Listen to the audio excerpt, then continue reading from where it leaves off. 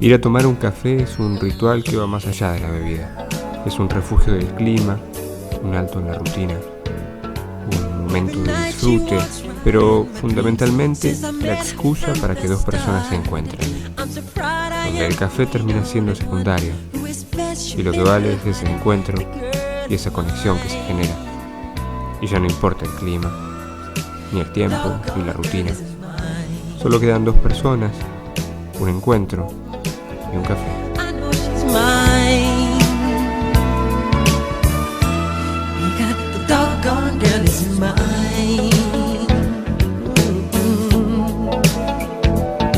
I don't understand the way you think, saying that she's yours, not mine.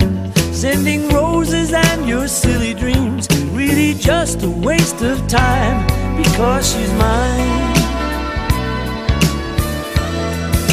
The doggone girl is mine.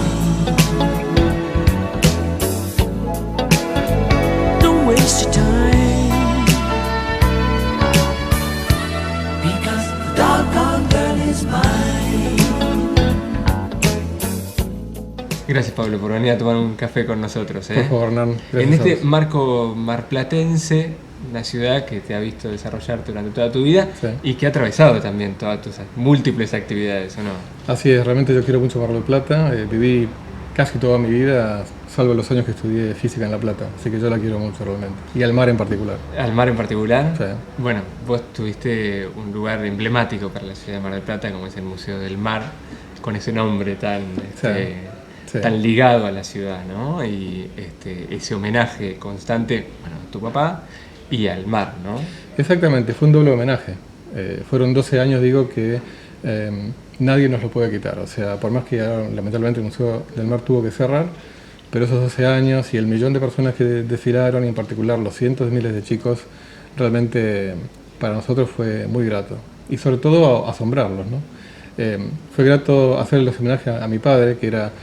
un loco por los caracoles, según decía él, o un chiflado por los caracoles, y además al mar, porque el mar realmente lo inspiró a él y a mí también en mis otras facetas, digamos, de la vida. De la vida. Múltiples facetas que, si tuviéramos que poner en el zócalo, que no va a entrar en el graph cuando diga Pablo Cisterna, físico, empresario, músico, ¿qué más podemos poner?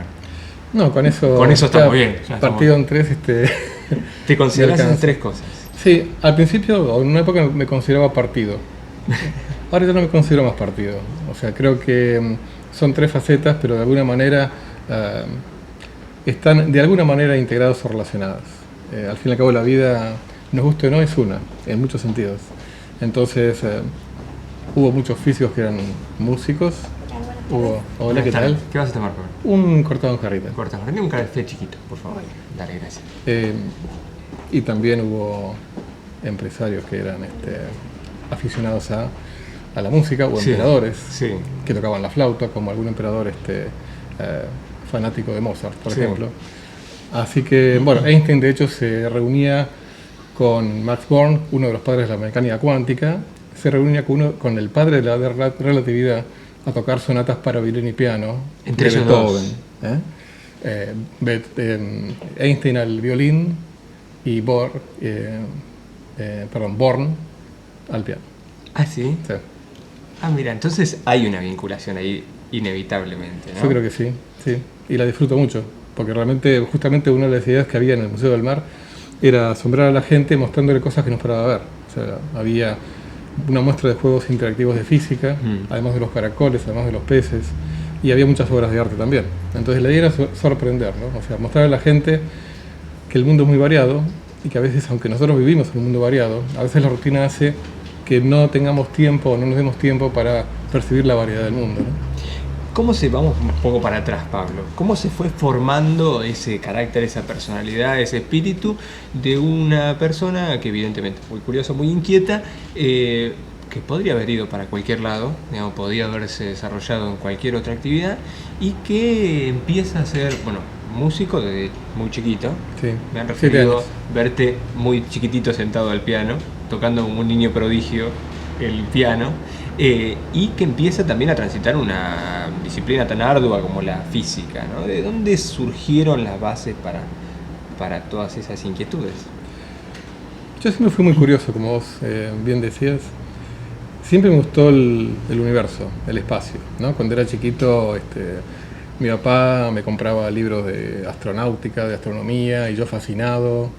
Me acuerdo que a los 11 años lo convencí a mi papá para que me comprara un curso por correspondencia de astronáutica. Y me acuerdo que empecé a rendir por correspondencia los exámenes. Los primeros exámenes me fue bien, pero ya me acuerdo que en la unidad número 5 o 6 veían cálculo diferencial, que es una cosa que se ve en la universidad. Claro, se complicó. Y yo lo contesté igual, de puro caradura que era, y me aplazaron. Y yo decidí abandonar el curso, porque me parecía que estudiar integrales y derivadas a los 11 años me di cuenta que no era lo mío en ese momento. Y por otro lado, el piano fue algo que a mí me gustó desde los 5 o 6 años. Me compraron un organito chiquitito. A mi papá le gustaba mucho la música. Él no era músico, mi mamá tampoco, pero sí le gustaba. O sea, en mi casa sonaba música clásica, sonaba tangos, sonaba folclore. Y me acuerdo que íbamos a veces con mi mamá a visitar a unas ahijadas de mi mamá, cuyo tío abuelo tocaba un poco el piano. Entonces cada vez que íbamos a esa casa había un piano. Y yo me acuerdo que me sentaba en ese piano vertical durante las 2 o 3 horas que estaba mi mamá charlando con su comadre. Me parece. Un poco para que no moleste, y en realidad terminaba molestando, supongo. Claro. Yo me acuerdo que tocaba, tengo recuerdos, yo tenía 6, 7 años y tocando muy concentrado, no sé qué. Claro. Porque imagínate que en ese momento jamás en mi vida había tomado una lección de piano. Así que a los 7 años le pido a mis padres que quería estudiar piano. ¿Vos se lo pediste? Yo se lo pedí. No vino impuesto, digamos, un mandato familiar. En absoluto. Y así que empecé a estudiar. A los 8 me compraron mi primer piano vertical. Estudié un par de años con un maestro, un gran concertista en esa época, Mario Merdirosian, que después se radicó en Estados Unidos. Y luego, me agarró una especie de raye, a los 10 años decidí dejar de estudiar el piano. Ajá. Hasta que a los 12 decidí volver.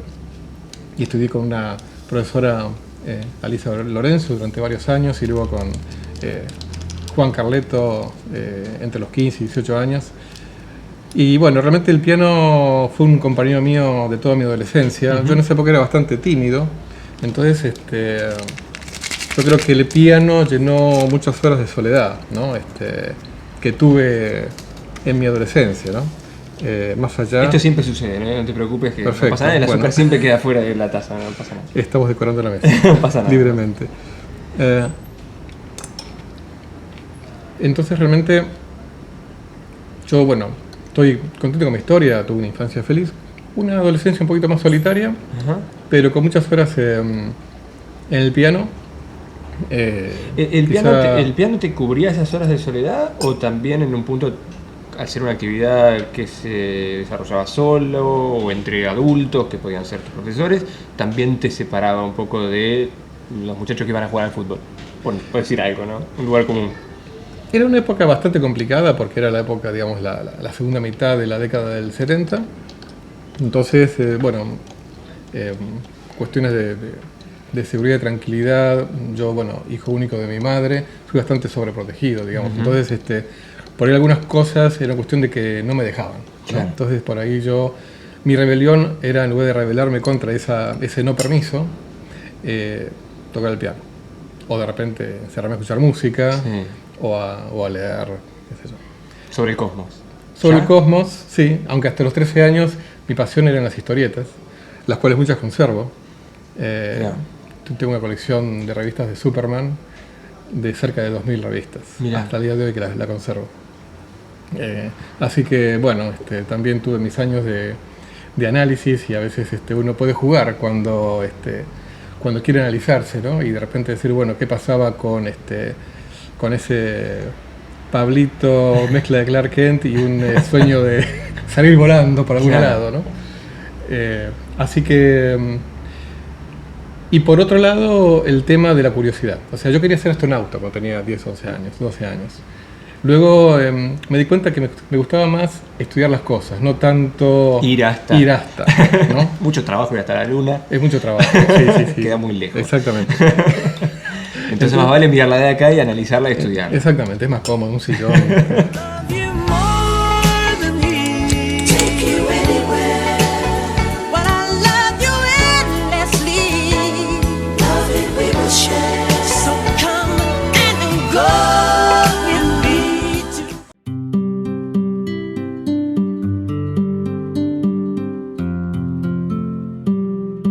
Sí, juro.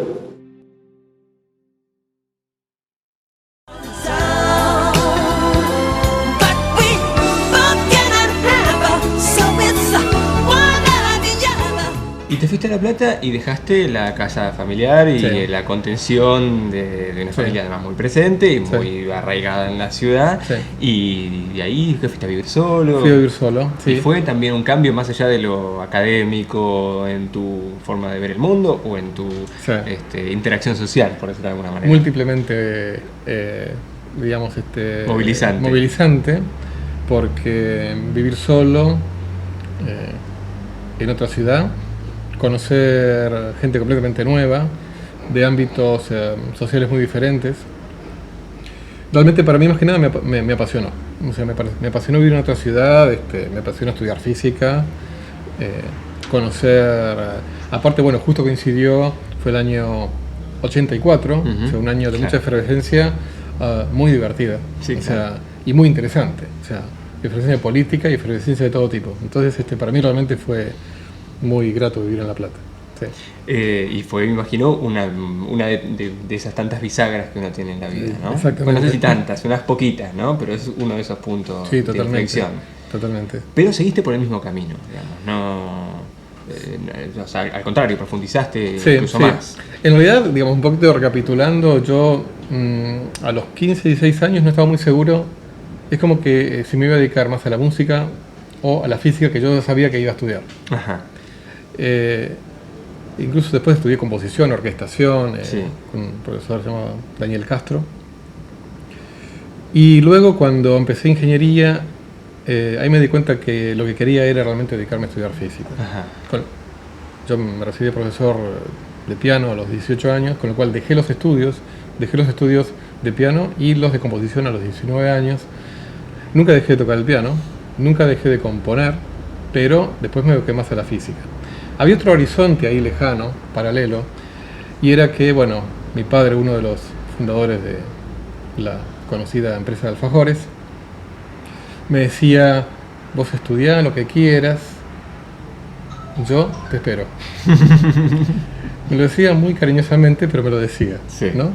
Y yo lo guardaba en un Anda rincón. donde quieras, pero volvé. Sí, es más, cuando me recibí de licenciado en el año 87 y le dije que yo quería hacer el doctorado, me dijo: bueno, está bien, si vos querés, Te espero un poco más. yo te espero un poco más. ¿No? Así que llegó el año 90 y bueno, esas cosas del destino que hicieron que el día que yo entregaba la tesis doctoral al jurado, a los 5 miembros del jurado ahí en La Plata, ese mismo día mi padre tiene un accidente cerebrovascular.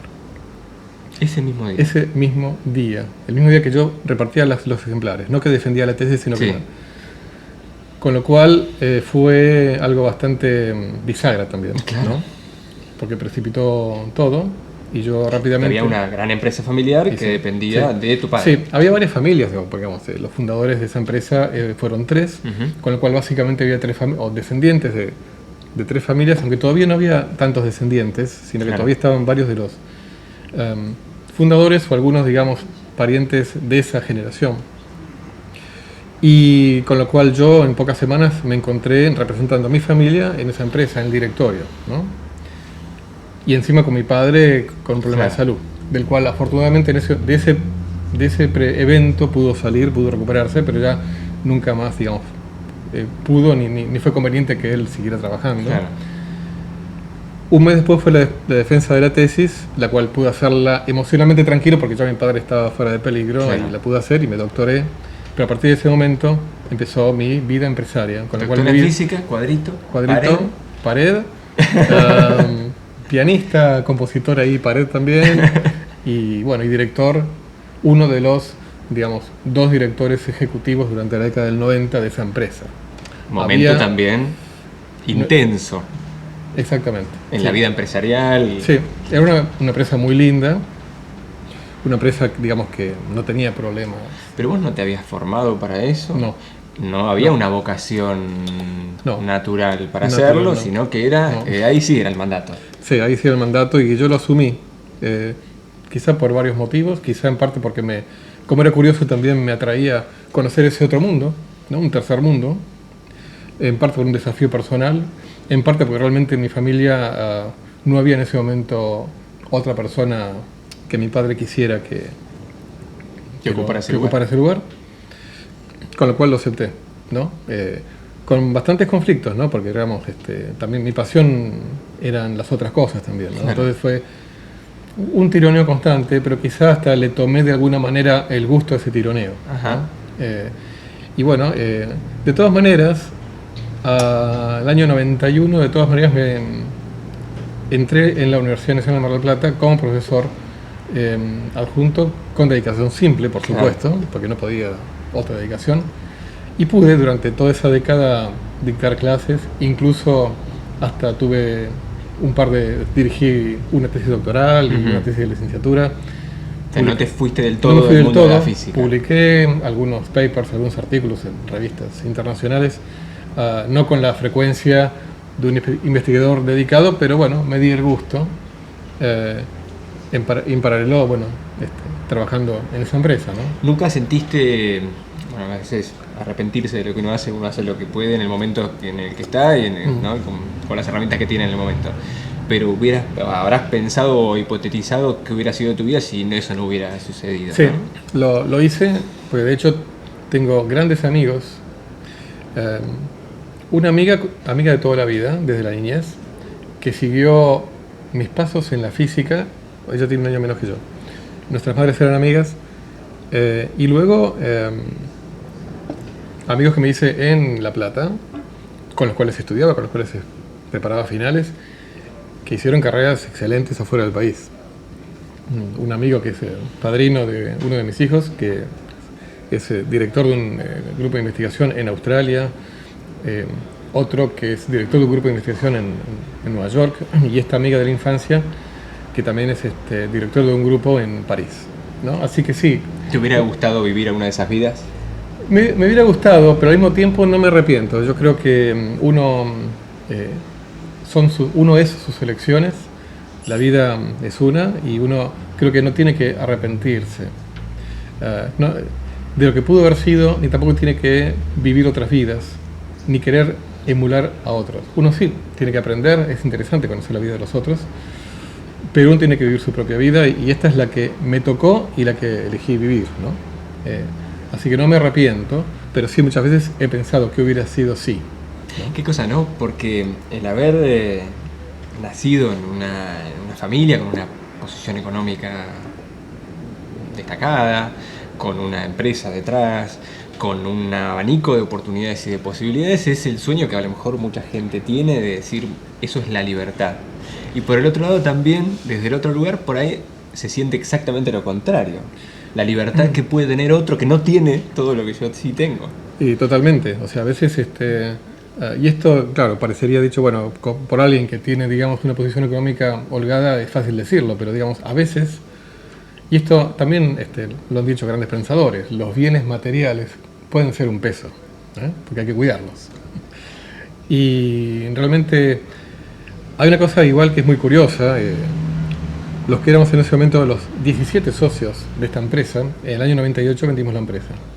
Yo en ese año podía haberme dedicado 100% a la física y a la música. Sin embargo, no lo hice. O sea, hablando, vos mencionabas los mandatos internos. Yo creo que había dos cosas. Una, un mandato interno. Mi padre falleció en el año 95. Creo que había un mandato interno ahí latente, después del muerto, por un lado. Y también creo que después de 8 años de haber estado en esa empresa, como una inercia de decir, bueno, y ahora quiero seguir haciendo otra cosa. ¿Qué hago con todo esto? ¿No? Podría haber hecho un plazo fijo y vivir tranquilo. Pero bueno, decidí embarcarme en lo que fue el proyecto del Museo del Mar, que curiosamente me requirió más energías y más tiempo que lo que me requirió mi etapa anterior de empresario, porque ahí no tenía socios, ahí era yo solo. Aparte fue un emprendimiento de la nada, fue hecho de la nada. Yo quería darle a Mar del Plata modestamente un centro cultural interdisciplinario. Creo que, bueno, como decía al principio de la charla, me dio muchas satisfacciones, pero me requirió mucho tiempo, ¿no? Tanto tiempo que hasta terminé renunciando a la universidad. ¿Que no lo habías hecho antes? Que no lo había hecho antes, que había entrado antes, y en el 2002 renuncié. Y luego las cosas de la vida, volví como profesor libre primero y luego ya desde el año 2012 volví ya con un cargo de nuevo estable, porque se jubiló un profesor y me presenté y gané un concurso y pude volver, o sea que ahora de nuevo tengo el mismo cargo que tenía en la década del 90. O sea que volví a, entre comillas, complicarme la vida, ¿no? Con un emprendimiento... Pero ahí ya por iniciativa tuya. Por iniciativa mía. No hubo nadie que te dio ningún absolutamente mandato, nadie, por lo menos explícito. Nadie vivo y nadie Claro. explícitamente, ¿no? Pero bueno, son esas cosas que cada uno tiene su radio, su complejidad, su historia y bueno, y esta es la mía. To peel her down, 'cause I really feel it's time. You know she tell you I'm the one for her, 'cause she said I blow her mind, the girl is mine.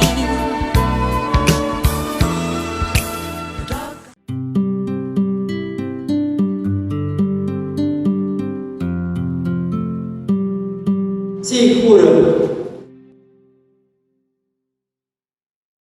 Girl is mine.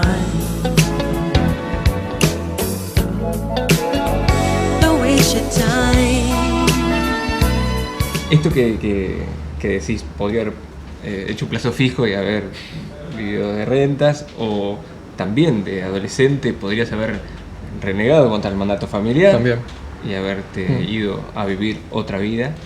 Siempre esa otra vida es la física. ¿Nunca fantaseaste con otra vida? Que no sea, digo, viajar por el mundo, desconectarme de No. cualquier tipo de actividad de responsabilidad. No, porque para mí la vida sin una responsabilidad, sin una actividad, es bastante vacía, me parece. O sea, es más, hasta a veces cuando, por ejemplo, ahora estoy dictando un curso de posgrado de cosmología, y para mí hasta es una excusa para profundizar un montón de cosas que tengo ganas de estudiar. O sea, no me imagino haciendo un crucero de 6 meses por el mundo, ¿no? Me divierto mucho más asumiendo responsabilidades. O sea, investigando el mundo, curioseándolo. Me acuerdo cuando tenía 13, 14 años, por esos rayos que de la adolescencia, se me ocurrió leer absolutamente toda la Biblia. Toda, o sea, viejo Toda. y nuevo. Sí. Entre los 13 y los De 14 principio a años. fin. Sí. Linealmente. Sí, ahí tenía, no sé, una especie de Perdóname, ¿a qué edad? 13 años. Entre los 13 y los 14 lo di completa. Y Una actividad que cualquier adolescente hace, por Por supuesto. Eso está por supuesto. Es como que tenía en esa época un diálogo bastante constante con Dios. Hoy en día, si yo tuviera que decir que me considero bastante, digamos, agnóstico. Los ateos dicen que el agnóstico es un ateo cobarde. Yo me considero agnóstico, no ateo cobarde. Y creo en el misterio de lo que nos rodea. En particular el misterio de la conciencia. O sea, ¿qué diablos es eso de la conciencia? Entonces no entiendo nada de lo que me rodea, o algunas cosas nada más. Entonces soy maravillado por la naturaleza, por el mundo y al mismo tiempo agnóstico, ¿no? Pero a los 13, 14 años tuve un diálogo muy intenso con Dios. Y a lo que voy es que siempre fui muy curioso. Entonces realmente esta actividad de estar en constante interacción con el mundo, incluso está como un cable a tierra. He tenido varios hijos, todos y cada uno de ellos también han sido un cable a tierra, además de una felicidad muy grande. Sí, claro. ¿No? Y yo creo que las responsabilidades, al menos a mí en particular, hasta me dan estabilidad. O sea, realmente... Nunca son un peso. No. Si no me aburriría, realmente me aburriría. Yo nunca me tomo más de 8 o 10 días de vacaciones, lo que se llaman vacaciones. Sí, estrictamente. Estrictamente. Después, otros viajes son viajes en donde aprovecho de ir a un congreso o aprovecho de hacer alguna otra cosa. O sea, no me imagino un mes de ocio total. No. Esta curiosidad, ¿no?, que te ha llevado a múltiples lugares, ¿no?, que ahora, entre otras cosas, te hizo empezar a pensar en el porqué del origen del universo, en el sentido del cosmos, en el espacio-tiempo. Toda esa curiosidad que te abre preguntas y preguntas y preguntas. ¿Encontraste alguna respuesta alguna vez? ¿O cada pregunta abre nuevas preguntas? Exactamente. Yo creo que lo que yo he dicho alguna vez es que cuanto uno más estudia, más enriquece su ignorancia. Y yo, modestia aparte, considero que mi ignorancia es bastante más rica de, al menos de mi propia ignorancia de hace 20 años. Con lo cual por eso me apasiona el mundo, o sea, cada vez me apasiona más, porque realmente yo creo que lo que uno va madurando son las preguntas van cambiando.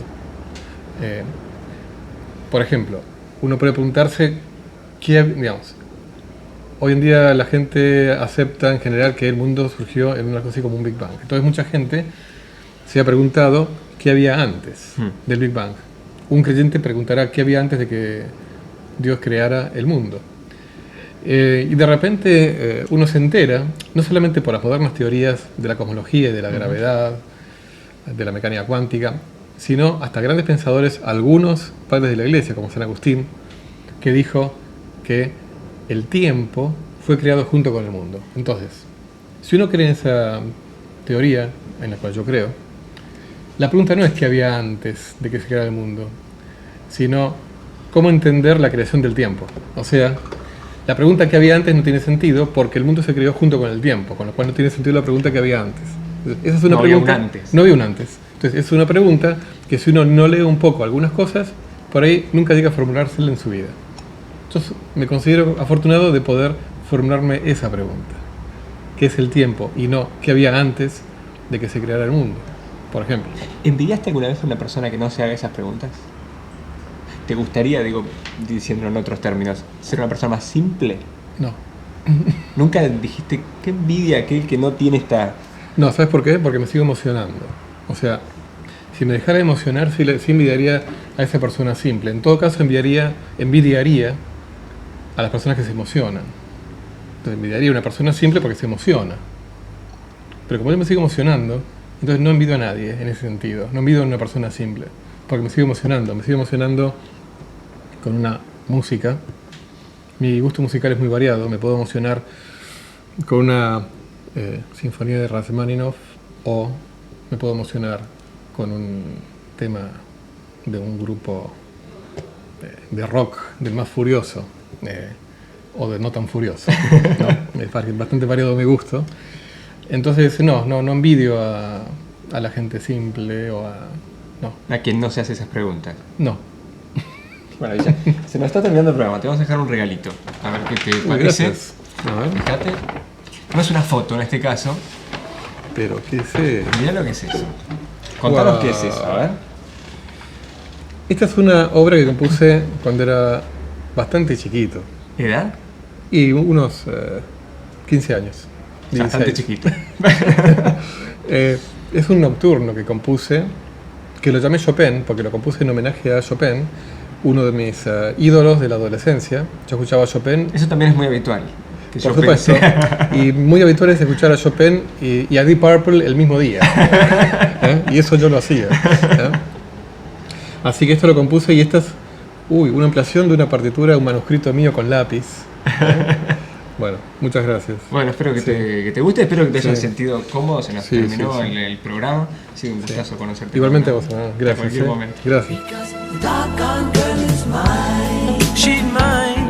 She's mine. No, she's mine. The girl is mine. Girl is mine. The girl is mine. Girl is mine. Girl is mine. Mine. Yep, she's mine. Mine. The girl is mine. Mine. Yes, she's mine. Don't waste your time. Because the doggone